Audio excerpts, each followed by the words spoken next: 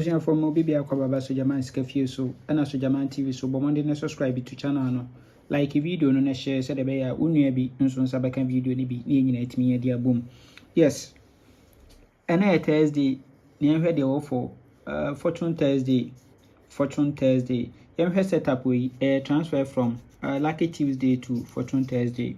Lucky Tuesday event number 691. You also at 63 our 63. We are number 258. We are 1515. We are number 34. We are 82.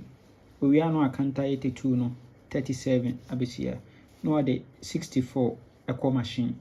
Into a way there was 64 way. Yama Cantano 19 as a free banker.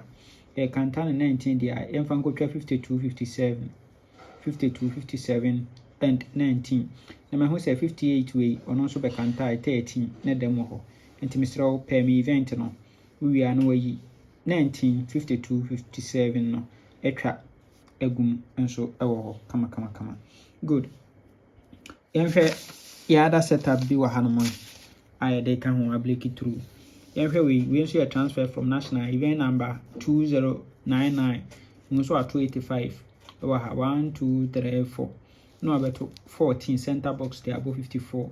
We are 54 na counter 45 center box abeshe 14 nasi. Na they about 37 and was 40 our machine.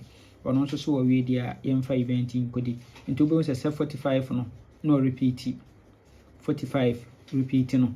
Yamfanko 38 and 70 and so also yes inti ahanso ebe pick 38 45 and 70 into pay me event na no yi saa numbers no and so etwa ebi ewo kama good inti the two event no say na ebenya no e kabo ma say na ebenya inti enya ye long pay ni wia na ye best 5 ye best 3 no na ye $2 beko for 1957 no 1957 ebeko for 19 free banker for 19 free banker na che say we ene wo for your Fortune Thursday no twabi na dibi na menka bye bye.